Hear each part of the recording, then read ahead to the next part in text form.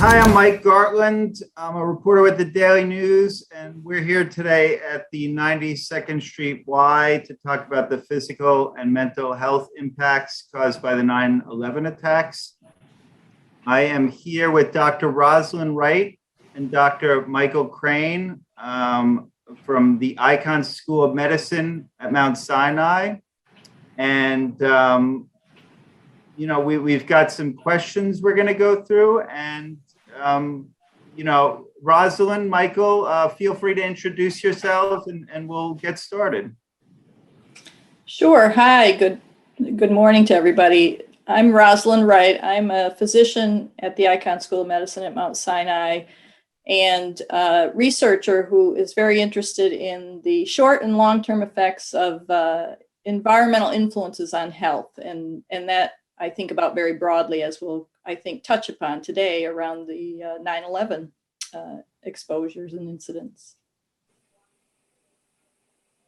Hi, I'm Mike Crane. I'm the medical director of the World Trade Center Health Program at Mount Sinai.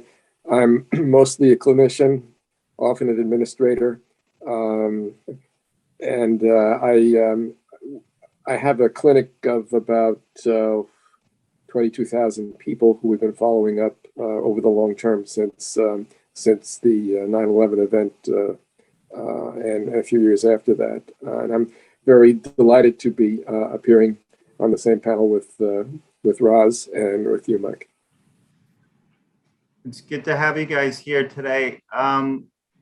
So, you've been looking at 9/11 related illnesses for quite some time. And I was wondering if you could talk about what you've learned from the data gathered since 9/11 and about the people affected both physically and mentally by the attacks. Mike, maybe you can start to give some idea clinically how that's evolved. We're 20 years from the event, and we're still concerned and monitoring and seeing the effects of that. And maybe you could speak to a little bit what the acute conditions that you were seeing as that and how that has evolved. I think that's important for folks to understand. Even though it happened a long time ago, we're still seeing impacts. And then we'll talk about the research around that. Certainly, sure. And thank you very much, Roz. Actually, people are still coming into the program for the first time, although a lot of people actually can't believe this. At Sinai, just before the pandemic started, I guess it was a year and a half ago now, we were regularly having between 60 and 100 new patients come in for the first time to the program every month. So the basic outline is we see World Trade Center responders. And the responders were those folks who did rescue and recovery services down at the site. And that distinguishes them, at least to some degree, from the people who live and work in the community. The term of art that's come for them is survivors, and there is a separate survivor program that follows up people in the community. But up at Sinai, we look at responders. So overall, we think that down at the site between September, the 9/11 date, and July of 2002, that about 90,000 people undertook the role of survivors. Of course, it's give or take. It's a rough estimate. There was never a really accurate roster of people, at least in the early days, for months. So 90,000 is the estimate. And the responder program at this point has managed to enroll about over 80,000, practically 81,000 responders, which is really pretty good. Getting 8 out of 9 people and having them available to a program at 20 years is actually terrific. And as Ron was hinting, things have really changed over time. Early on, well, first of all, the legend. Let's get the legend out of the way. So the attacks came When on 9/11, I myself was driving into the city. I was on the Long Island Expressway. The traffic stopped. Nobody went anywhere. I didn't even get into the city that day. I went to the headquarters of Con Edison, where at the time I was the medical director. But the word is, and this is the legend now, that other folks from the Selikoff Center, which was it's our overall group, still the clinic founded by Dr. Selikoff, and where all the asbestos work was done, that several of the attending doctors from Selikoff also couldn't get into the city and met at the house of one of them in Westchester County. And the story goes that between the two or three of them, they sketched out the entire course of what we know now as the World Trade Center medical history, that there would be respiratory ailments and mental health ailments and eventually cancer, and began to sketch out what would be needed to take care of that. Now, that is the stuff of legend. I don't know that it's true, but I think what it demonstrates to me is that much of the history of this event was predictable to folks who know about occupational exposure. The earliest exposures were respiratory. The first guy I saw was wheezing. He couldn't stop coughing. And so I had a pulmonary doctor working with me. I sent him right over and got him treated. He looked like he had some asthma. He hadn't had it before, at least that he knew about, but there he is walking in with wheezing. Many other people had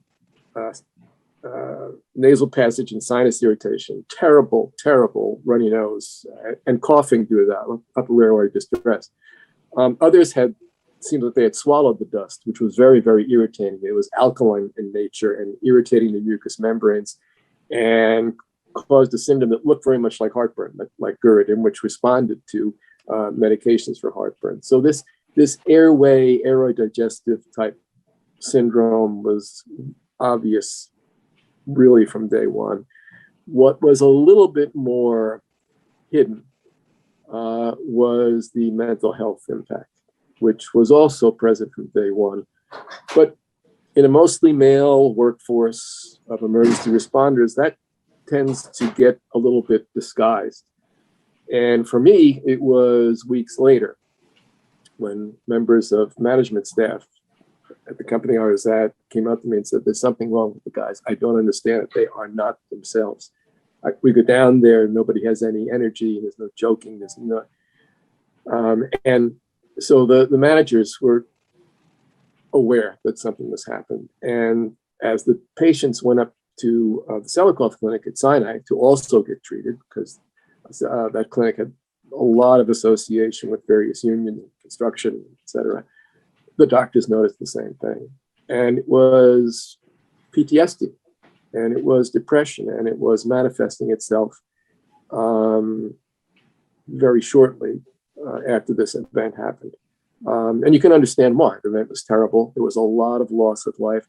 Everybody at that point who was in New York seemed to know somebody who had been killed or injured, or whose brother was in the tower, or whose, was a fireman, or it seemed we were all one big family. And as the New York Times began to publish the pictures of the people who had been lost, that feeling, that mourning got so much worse. So there was tremendous mental health impact. And I think you probably remember signs in the subways, even heroes, get sad and get into treatment, and all the volunteer agencies stepping forward. So airway, respiratory, mental health, pretty much there within weeks and months. What happened later, though, is more insidious, and Roz knows much more about this than I do. Some of the pulmonary conditions, it's the wrong term to use it, but what the patients say to me, it moved into my lungs, and we began to find illnesses like sarcoid and interstitial lung diseases later on. And ultimately, we also saw cancers which began to develop within years. Some folks, of course, were in that process for some reason anyway.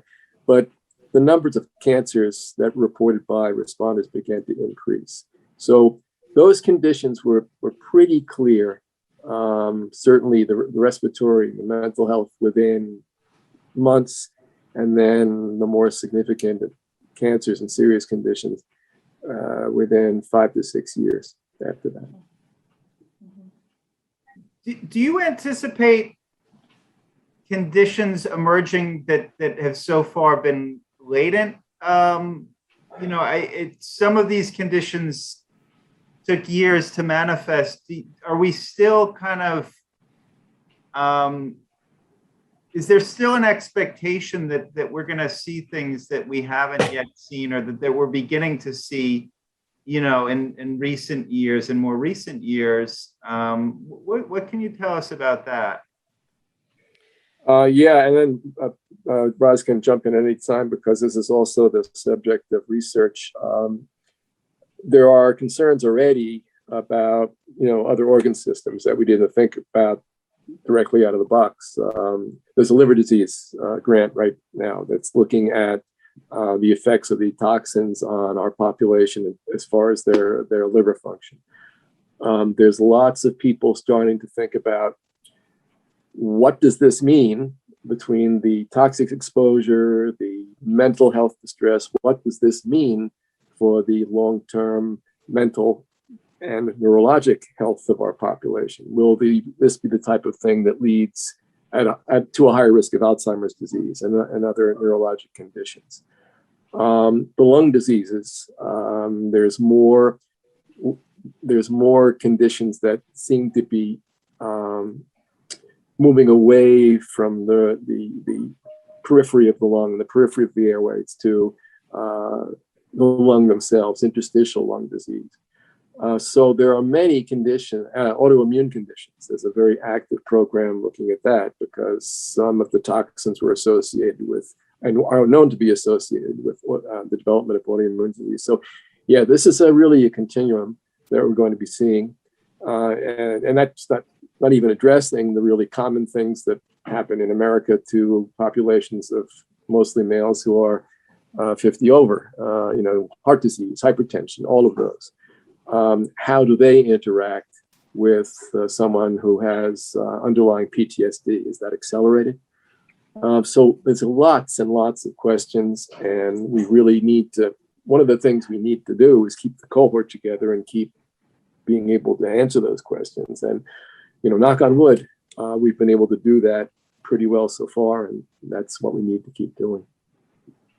Yeah, I think Mike has really touched upon the complexity that we see on the clinical side in managing and monitoring and trying to, maintain health and identify disease as early as possible as we can in these folks, so that we can actually put them on the best, path forward, so that they can, have as healthy a life going forward as possible. I think the other thing there are a couple of things that are important there. The importance of having institutions like the Selikoff Center of Excellence for Occupational Exposures, having that expertise there to be able to instantly recognize, there's going to be short-term implications for these patients, but where there also are going to be those long-term implications, some of which we think we know about based on where we were with the science 20 years ago, some of which we're going to have to do more research and follow along as at the same time that we're monitoring and managing clinically. And that's another thing that unique aspect, I think, of the Selikoff Center. They stood up very rapidly a registry and a biorepository to bank biosamples where we could actually continue to do research as our capabilities evolved, really. And therefore, all of the things that Michael is talking about as a clinician observing what's happening to these patients, the science has really borne out and shown, yes, there is increased risk for all of those different disorders, whether they be psychological or physical disorders, related to the exposures of that day. And that ranges from, we have images in our head of the dust that was covering people, that got into people's lungs. We have images of the fire, the smoke, the air toxins that come from that. We know those buildings that came down had asbestos in them, chemicals in them. that all got out into our environment. Your proximity to that, depending on where you were or what you were doing in the context of the immediate aftermath, certainly we knew there was going to be risk factors for those patients. We know that, as human beings, when we experience these challenges and exposures, we have systems in our body that are built to help us maintain health, right? And these are things like our immune system, like our autonomic nervous system, like what makes your heart rate go up when you get anxious or concerned about something that's going on, right? And that's kind of what Mike is alluding to in these patients that develop psychological problems, long-term mental health problems, right? That's getting in the body, and you, just as you inhale the smoke or the dust, that psychological impact gets biologically embedded as well. And you have these systems that are trying to keep you, healthy. But if you experience a traumatic, tragic event, such as what we're talking about today, 9/11, and there are many other examples of that, those systems get recalibrated. It's like resetting their heat or to accommodate, oh no, it's cold now, I need to readjust. You're adjusting to the new norm. You've had these exposures, these things get shifted. And that's why we as scientists and clinicians know that it's not just what happened to you today and what we're seeing in front of us today, but we need to continue to monitor, because we know a subgroup of you will have these things reset. And if you are susceptible for your genetics or other things that are, within your body that are going to put you at risk for certain things, maybe you'll develop heart disease, maybe you'll develop lung disease, maybe it'll be more neurological, maybe it sets you down the path for future malignancies, cancers. And that's clinically what we're seeing. But at the same time, the science has shown why that's true, and that it really is getting in there at that fundamental level and resetting. We're 2 decades out, and as Michael pointed out, we're seeing new people present with new symptoms, new problems. And we need to continue to monitor, but also study that. One of the other things that Mount Sinai is trying to do in the context of 9/11, the clinical monitoring we're doing, is understand the full complexity. What's the full range of exposures? There are some we knew about, like lead, like asbestos, those kinds of things. Yes, we can monitor those in a targeted way, but we have the capability now to really understand higher and higher dimensional descriptions of what that's in there. And that can be done by biosamples, blood samples, other samples that we take from the patients, et cetera. And the hope is someday to really be able to embrace that complexity and do even a better job of keeping people on a healthy trajectory. Even when you have these exposures, we can adjust things. There are things we can do to build resilience. So that's another important reason why people need to come to their doctor when they have these kinds of symptoms, whether it's in the context of 9/11 or what have you, but maybe particularly when you've had those experiences. And the other thing I would say is we're in another crisis, right? The pandemic that Mike alluded to. What we learned and have learned over the years from 9/11, how to monitor patients for long-term sequelae of these things, linking the mind and the body together, understanding the links between post-traumatic stress disorder and heart disease, and post-traumatic stress disorder and lung disease, et cetera, and how we manage that clinically, but how do we recognize the folks that might be at risk earlier and earlier by using some of the scientific methods that we use. For COVID, we instantly recognize here's another situation. There's going to be short-term, but long-term, so-called long haulers from COVID.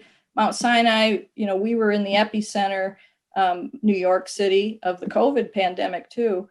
Mount Sinai, within just a few weeks of that initiation in March 2020, had already established a long-term center of excellence to monitor those folks as well, to start to biobank, to start to build a registry. Why could we do that so effectively? Because of what we've learned from 9/11.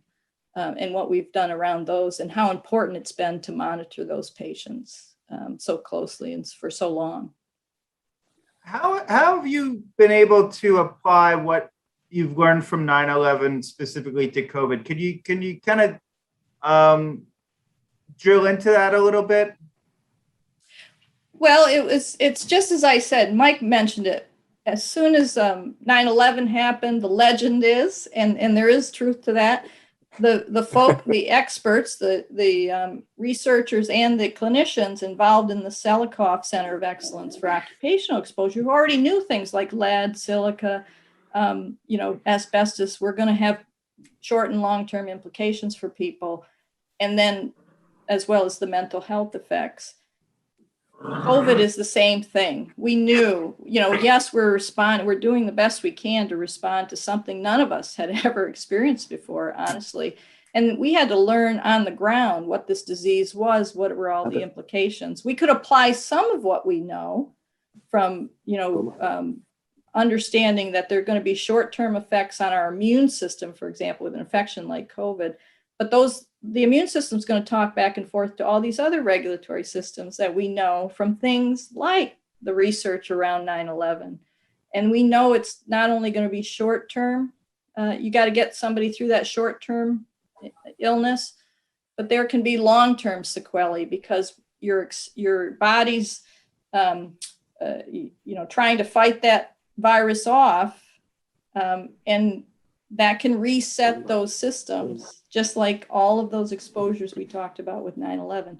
And if we're going to really understand that, it's not exactly the same. So then we need to set up a biorepository. So we need to start monitoring these folks, start banking blood, banking saliva, banking different sub-samples. So our researchers, our scientists can take advantage of that, interrogate that information, and get that data back to the clinicians to say, hey, here's what we're learning. And oh boy, we should be treating with this and that because we can learn from that.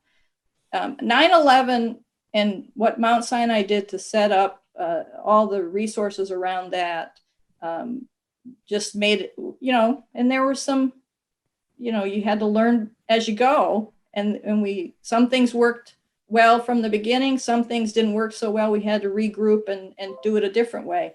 And what we learned from that made us able to much more quickly set something up like that for COVID, around COVID. That's the analogy that I'm talking about here. I think having that institutional intellectual capital and the experience of 9/11 put us in a position where we could rapidly really contribute to this next crisis. You talked about the interplay between the physical effects people are experiencing and some of the mental health and emotional impacts we've seen. What have we learned about the interplay specifically of those things? And what has your research taught you about, how people are processing trauma over the long term? So there's, go ahead, Russ, please. No, I think, it's always interesting from the clinical perspective because that's so valuable. You're observing people, and everybody's different, and you really understand the complexity of it. So it's always nice, I think, to start that way. So maybe you can start, Mike. That's a great question. We have it just so happens that we are, a medical school with an amazing psychiatric department, just incredible. And they are willing to share, and they're terrific.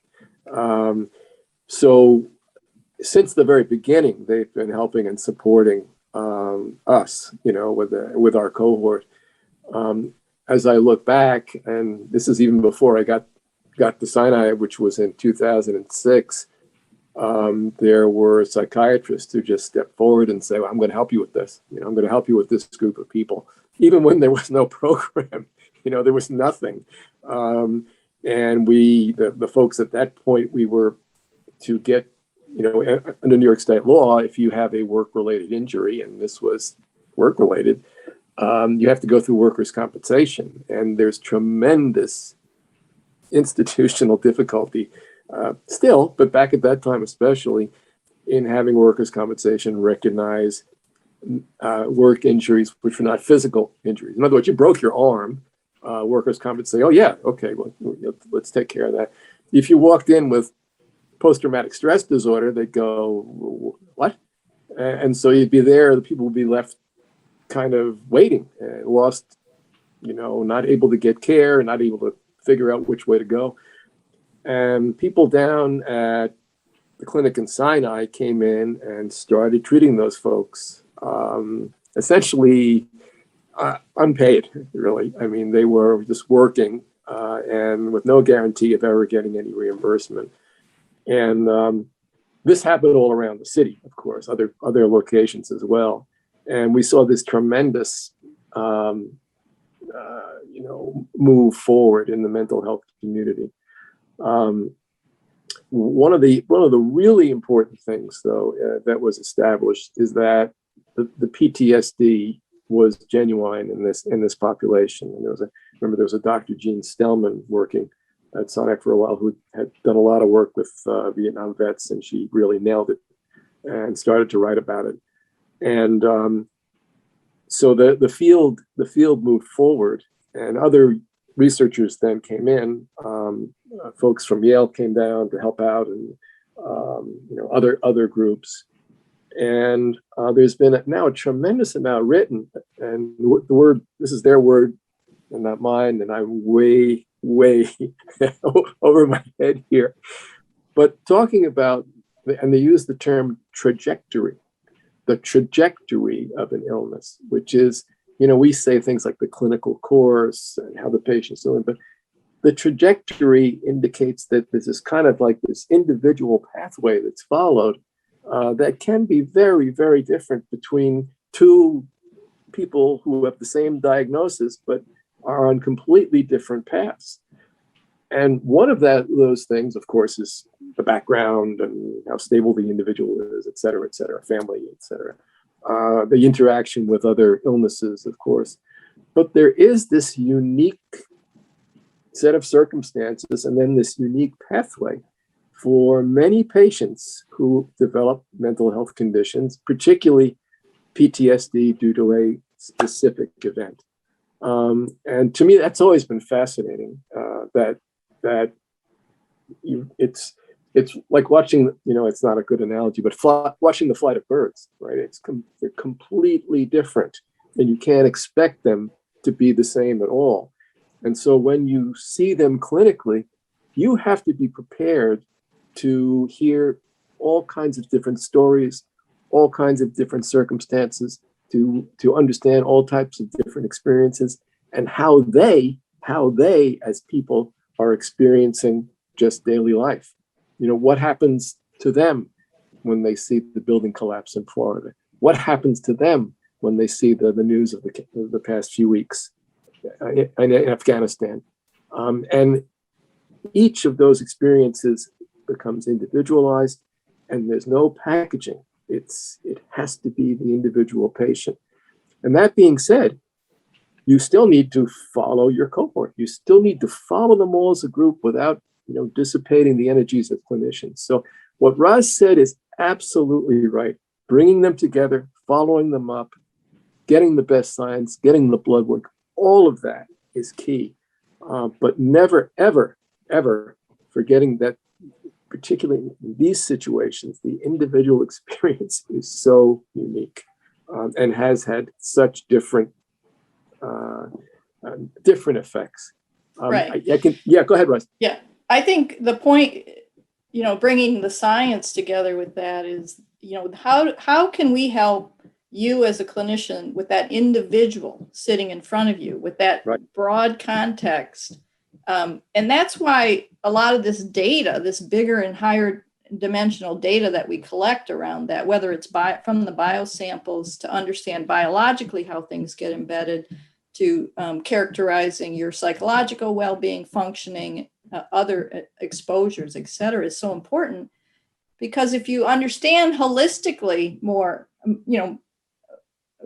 that individual's context or broader context, we hopefully can also understand, well, how can we dial something back? Well, how can we maybe change someone's diet, nutrition, these kinds of interventions? Yes, we know you have some biological embedding, whether it's coming from the psychiatric manifestations of your experiences. And post-traumatic stress, depression, anxiety has biology, just like, allergies to things that you're inhaling and how your immune system responds to that. Some smoke that you either smoke yourself or you're taking in secondhand, that affects how your body works, right? You have to react to that. What happens in your brain can send similar biological signals throughout, and that's how, and we have to think about it that way. It's not something that, is just not biologically wired. Right. And that's why the things are together. And the science has shown if you have post-traumatic stress, depression, anxiety, as well as underlying heart disease or lung disease, the two can interact and you have a magnification, a multiplication of the compounding effects of a particular experience. And we know that. So treating the psychiatric conditions can help the physical conditions. It can help prevent. People have to be not wanting to hide it, like you mentioned. And there are some gender issues around that for sure. And I think, thank goodness, we're getting to a point where we do recognize the importance of the psychological implications of things like those experiences and exposure, just as we do the lung disease and the heart disease and the liver disease and everything else that we're managing clinically. So you have to think about it as magnification. So if you have the two together, magnification.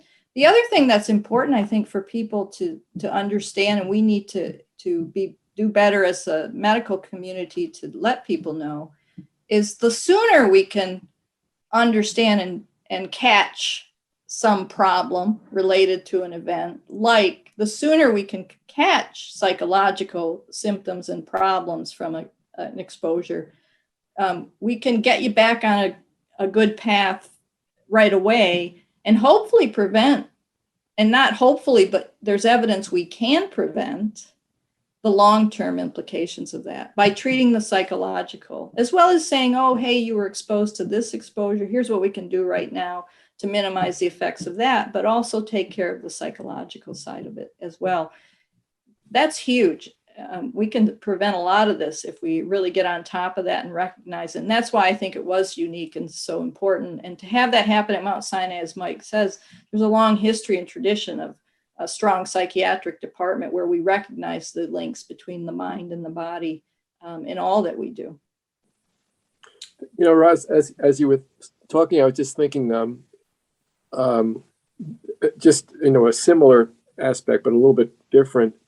The data, right? You get a program like this, and all of a sudden you are in the world of big data, and we have had and we have developed more of the capability to look at that as an entity, and almost independent of the clinical world, right? To look at the numbers and look at the combinations of things, and see how that is possibly going to influence the clinical course. And that's one of the things that fascinates me. We have these biostatisticians who are, they're wizards, they're phenomenal, but they also are helpful to clinical doctors. It's, they help boil it down to some interpretable. Yeah, and that's the challenge, right? There are a couple of challenges there that also speak to what it takes to build this kind of program, to be able to do what's being done around the long-term implications of things like 9/11. COVID going forward, that kind of thing. The computational science that's needed. We need not only clinicians and environmental scientists. Now our engineers need to come in. How do we measure this? How can we use technology, emerging technologies to measure and understand the environmental exposures, but also the biological impacts, what's inside the body, by looking at these biosamples, using higher and higher dimensional data, looking at thousands of chemicals, not one at a time, thousands of chemicals at a time, and thousands of biological, response molecules that are going on in the body at once, because that's reality. That's the complexity of us as human beings and how we're going to manifest health and disease.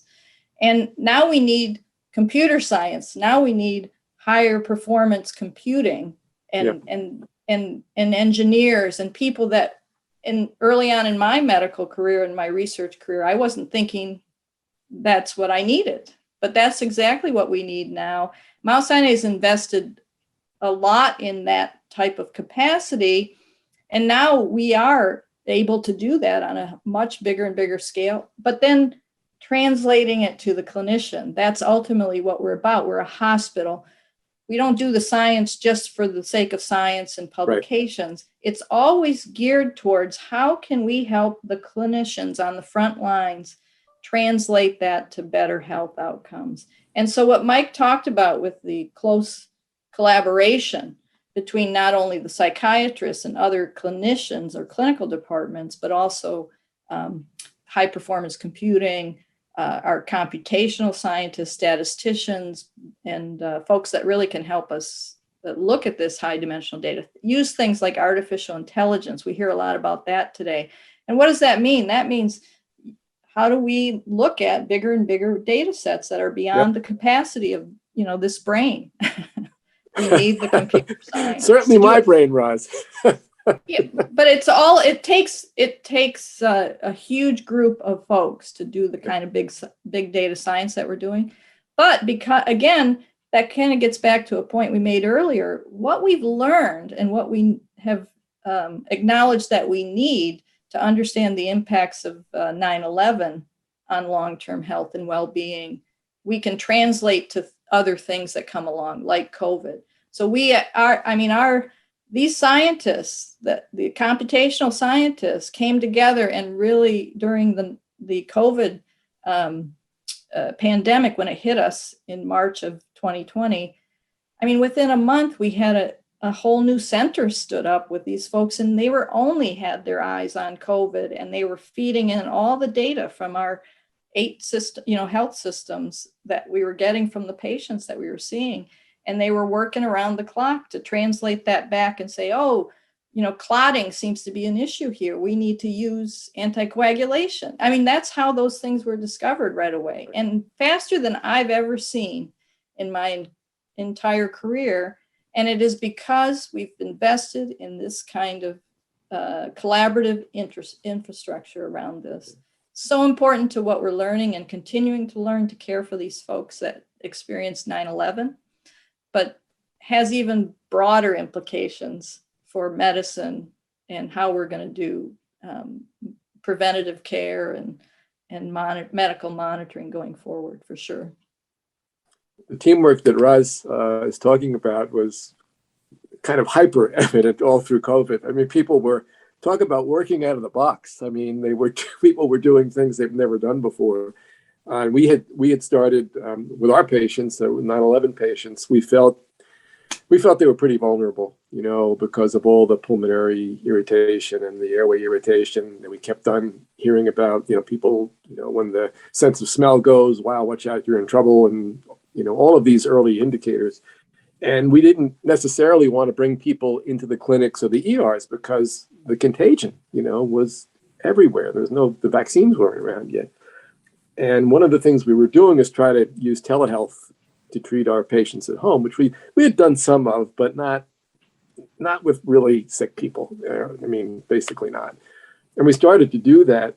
And one of the things, my partner, Laura Crowley, is a pulmonologist like Roz is, and she was saying, oh man, if we could get measure some of the measurements. And one of the tools that's used in pulmonology, and I'm talking over my head now, Roz, so please jump in, is the spirometry, where you breathe out, take a big long breath, and then you get a measurement of how much air you get out. And that can be measured against standards, and it's good in all kinds of settings. And we couldn't get that. We couldn't bring the people in. So Roz's folks, she had been working with people in the pediatric field who were setting that up so they could do it with a home technology. And this was just like, oh my God, can we really do this? And that technology is developing now, and possibly, likely, as a part of the impetus was from COVID, that people can get these studies done at home and do just as well as they did in the doctor's office. So the teamwork and response to the challenge is really pushing medical treatment forward in a lot of ways. And just our little interaction on that was a clear demonstration to me that that's the way we got to go here. Well, that's a great example of really staying abreast of the emerging technologies, apps. This is a phone app that he's talking about that you use. And we were implementing it in the context of some research studies that were going on that had been monitoring lung function. And we really wanted to not miss that measurement. And then Mike's group called us up and said, boy, we're really having trouble figuring out how to safely do spirometry. We didn't want to, you're blowing stuff out. So you could potentially put COVID out there in the air. So you're not only, that potentially could infect the folks that are doing the spirometry, the folks in the clinic and that kind of thing. So we, as many institutions, decided for safety reasons and abundance of caution, we would not be doing that procedure unless it was absolutely indicated from a medical standpoint. But to Mike's point, you really got to continue to monitor these folks. And we really made a huge shift to telehealth, but could we do these kinds of measurements still? And we reached for some of those technologies we reached around the institution, said, who knows of what's going on? My group just happened to be the one that was doing that, but there are many other examples of that. So again, that's where the research and development side can really help the clinical side. You don't even know it, right? You're not thinking that way, but to have that going on at the same institution and the willingness to really be that collaborative. And that is a nice thing about Mount Sinai, is because it is a hospital, we're really all here to help in the end translate that back.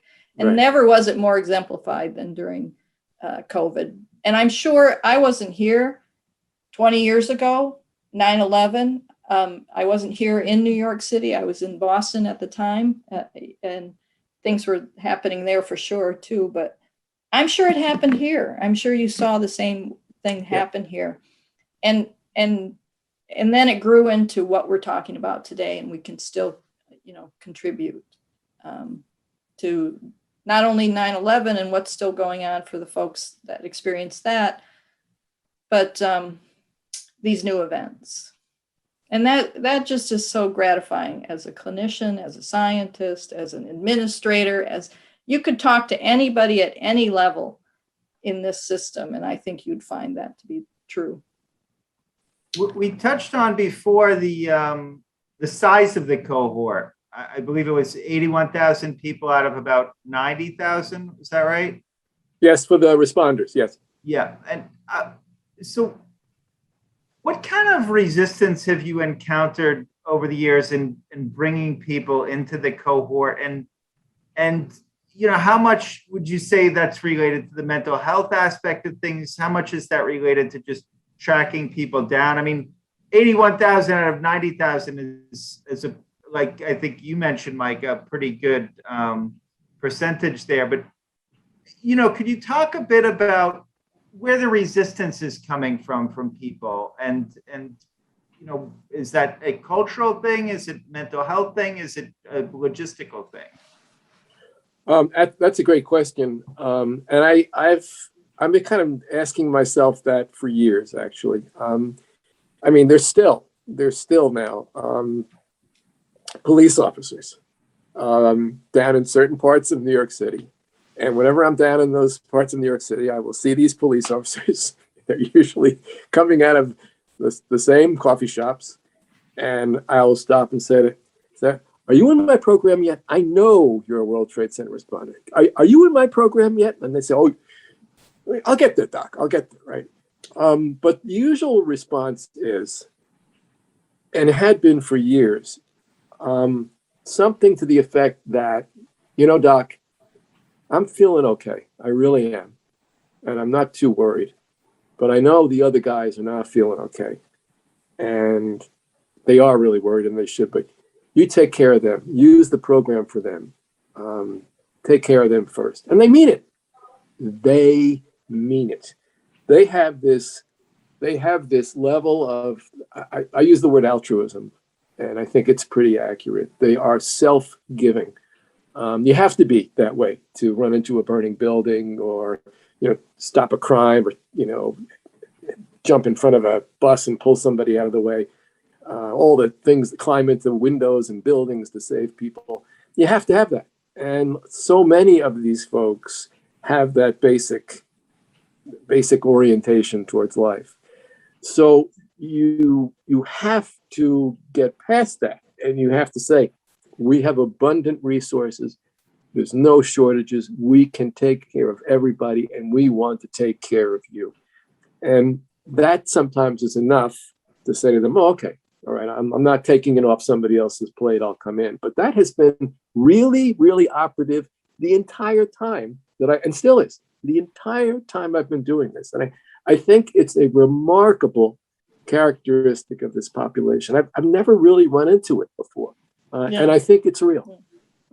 Well, that gets to, we need to speak about preventative care, right? Not just showing up to your doctor in this context or others when you are sick, when you are feeling it. The science shows that the exposures and experiences of that day, whether you feel it every day or not, you're at risk for things like hypertension, for disorders that you're not going to feel something every day. You need to have your blood pressure monitored regularly in a program. I'm using that as an example, but there are many examples. And you need to have blood work that shows when things are getting out of balance, where we can actually recognize something early on and prevent more serious complications of that. And I think that is something that we have to communicate to folks, because they're not going to, they don't have to be wheezing and short of breath to feel that they're having the implications. And that's what we've learned. And we need to get public health messages out around that. We have, certainly, but you have to continue to do those kinds of things to get more and more people back. Now, the other thing I would say, and Mike alluded to that a little bit now, like, how are these people differentially impacted when other things happen? What's going on in Afghanistan? What happened in Florida with the buildings coming down there, et cetera?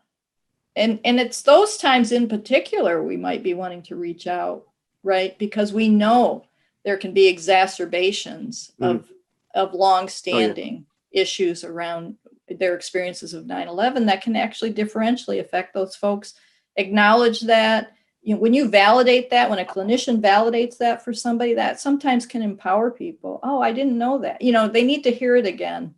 Oh, I didn't know that. You really think that's something I need to think about? Yes, it is, and we can help. And that's very important. I think preventative is where we should, also be thinking, not just those that are impacted today, but to prevent people from going on to having more serious complications long term if we don't monitor, screen regularly, get your blood pressure checked regularly by your doctor. That's why we go annual visits to our doctor, just for checkups. We're feeling okay, but it's important to have those checkups and screenings, et cetera, to prevent or to keep us healthy, right? Absolutely right. Yeah. This is, you guys have been doing research for nearly 20 years as far as 9/11 related impacts. And, there have been hundreds of studies have been conducted. There's, Dr. Wright, as you talked about, there's a ton of data. We need people to kind of be able to sift through that. In recent years, what are, for people who are affected, people who suffer from 9/11 related illnesses, what should they be aware of as far as some of the newer research? What is coming out now? What are we learning now that people might not be aware of that would be helpful to them and just kind of understanding what they can expect and what they might be going through moving forward. I think Roz said it very, very well. It's the ongoing development of conditions related to the exposure and the impact of the exposure on you. And she said it perfectly. If you have post-traumatic stress disorder, there's lots of studies demonstrating, even in younger veterans returning from war, that there's an impact on their cardiovascular health, which appears to be related to that. So these conditions are interrelated. Your mind, your heart, your brain, these things impact each other. And you can't tell. You may feel fine, but you have a situation that puts you at risk for a later condition or an acute condition. So the monitoring, which was the heart of the World Trade Center Health Program, is that heart for a reason, because it brings it all together. You and the clinician again gathers the data, shares it with the researcher, and together we all try to figure out what the course is, because we don't know. And it's only when we get to see the people and work with the people, and then all of us try to figure out what's going on, that we're going to know. So the monitoring has been the key and remains the key. It's an annual visit. They should come. And the people who are listening, who are not responders, should go to their doctors on a regular basis to have that same advantage. Preventive health, just like Roz says, is where it's at. And treating the mind and the body is important there, for sure. I mean, the longer term research really shows those latent effects, right? And we are going to see more and more of those as research continues, because there are some diseases that have latencies that can even extend beyond 2 decades, which is where we are now. So we'll continue to monitor for those. But I think the research has really shown that connection between the mind and the body more than lots of other contexts that we study those aspects in medical research and care, clinical care. 9/11 is a powerful example of that. And treating one can really help the other. And it goes both ways. And we only can do that and optimize someone's well-being and functioning if we can actually see you on a regular basis and measure some of these things that you're not going to necessarily feel, recognize in yourself even on a day-to-day basis, but that the monitoring can pick up from the different testing and examinations, and talking to your physician and talking to physicians who've been talking to people who've experienced this now over years, and the value of that and what you learn from talking to different patients, and that you can translate to the next one and the next one, can't be overstated either. It's as important, or even more so, than some of the big data that we're talking about. But it's all together that we're going to have the most bang for our buck. And really understand that what we're trying to do with all of this, and sometimes it can be hard to understand how this all ties together, but really what we're trying to do with all of this is to be more effective when we are sitting in front of that individual patient. And that's going to take more research and more investment in some of the things we've talked about with the big data, the computational science, the high performance computing, those kinds of technical approaches. But it really boils down to, how can we translate that back to your health? We may not get to the individual, but we're getting closer and closer to subgroups. We're understanding compilations of symptoms and clinical data to be able to say, okay, I think if we do these things, we can get you back on track. If I see you every year, I can keep you on an optimal track better than if I see you 10 years, 15 years down the line. Not that there's not things that can be done, but you can think about it, and it just makes sense. Maybe we can keep you on that track, and it just can have huge implications for people's well-being and functioning. psychological as well as physical. I couldn't agree more. Perfectly said. I wanted to ask you guys from a personal perspective. You're studying some tough things. What has it been like to be a part of this effort? I mean, has it changed you? How has it affected you two personally? For over almost 2 decades time, you've been focused on this stuff. Well, I want to point out that I used to have a wonderful mass of curly blonde hair, and that was the first thing to go. For me, it's been the best thing in my life. I wouldn't trade what I do for anything. I get to work with these wonderful people. We've created a system that I think is helpful to patients, that draws on the wonderful energies of clinicians and researchers like Roz, who are just so generous. And the result has been, and I think I can say this now, we're starting to be able to prove this, that we are saving lives in this community. We just have a study out from mostly from the World Trade Center Registry, but from all the clinical centers that are studying responders, showing lower cancer mortality in the World Trade Center responders who are in the programs and who are regular patients. And that is so gratifying because we think we've been seeing it for years, but the data, as Roz is saying, you accumulate the data over time, and what does it show? What does it say to us? And it seems to be saying that we're doing at least the right thing with some of the cancer treatment. So that is very gratifying. But we have to continue that. And now what I would like to do, and I would love to see, and we've been able to do a little bit by pushing smoking rates down, that we may be actually preventing cancer, like I think we're doing for lung cancer. The thing I was most afraid of 20 years ago was that we were going to have epidemic lung cancer in these responders. And we don't. We don't have that.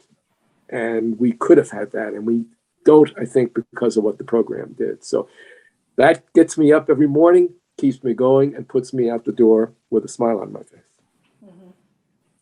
And I'd echo all of that, but as a clinician scientist, I started out thinking I was going to study genes, the genetics of health, et cetera.